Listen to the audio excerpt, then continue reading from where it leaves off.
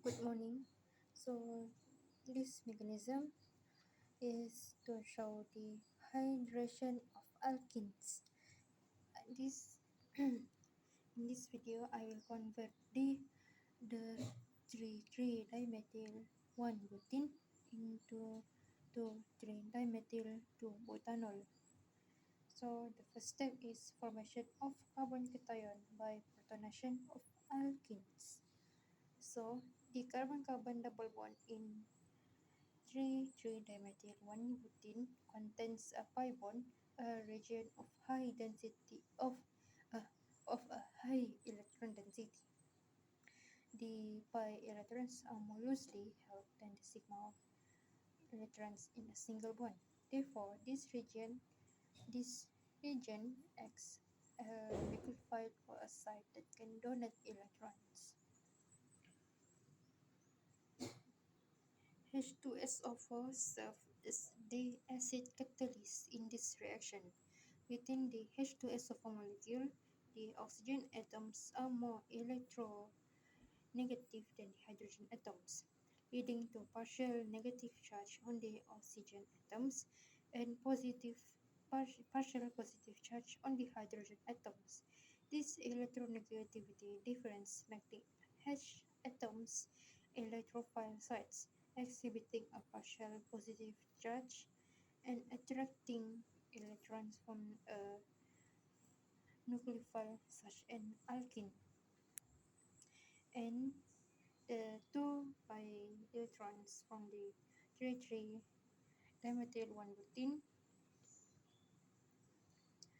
carbon-carbon's double bond attack one of the hydrogen atoms of the H2SO4. The pi bond is broken as a result of this process. The two sigma electrons between the H atoms and H in O atoms are pushed to the more electronegative O atoms to form the HO4 ions. The nucleophile attacks by the 3,3-dimethyl 1-butene form result in the formation of a new sigma bonds between C atoms with the more hydrogen atoms at 3 at 2 at, at 3,3-dimethyl 1-butene carbon-carbon double bond and the hydrogen atom from the H2SO4, breaking the pi bond in the process. According to the Markov-Nikov rules, the hydrogen atom from H2SO4 will add to the carbon atoms at the carbon-carbon double bond with more hydrogen atoms. The application of Markov-Nikov rules help predict the major product form.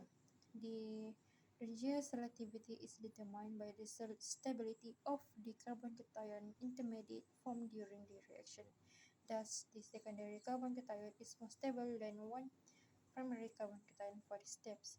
The more alkyl substitute carbon cations can better stabilize the positive charge through hyperconjugations and inductive effect. The second step is rearrangements.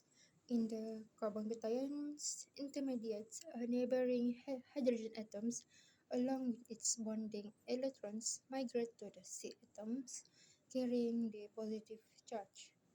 This result is forming a new carbon cation at more stable positions. The hydride ion shifts from the C adjacent to the positively charged carbon to the carbon bearing to positive charge. The hydride ion and the positive charge migrating occur the methyls ion and the positive charge migrating occur simultaneously. And after the 1,2 methyl shift, a more stable cation is formed. In this case, the positive charge is located on a tertiary carbon, which is more stable than previous secondary carbon cation. The rearrangements allows for a more substitute and therefore more stable carbon cation, leading to a more efficient and selective reactions. In the third, third step is formation of protonated alcohol by adding H2O. H2O is the nucleophile in this reaction. The water molecules attacks the positively charged carbon HYDROCarbon cation, forming the previous step using one of its lone pair, and this forms a new carbon-oxygen bond protonated alcohol. The oxygen atoms bears a positive charge due to forming the new carbon-oxygen bond. And the last step is deprotonation of protonated alcohol. In the final step, a hydrogen atom is abstract from the positively charged oxygen, forming the final product, which is 2,3-dimethyl 2-butanol. And this HSO4 ions is the best that attacks the protons on the positively charged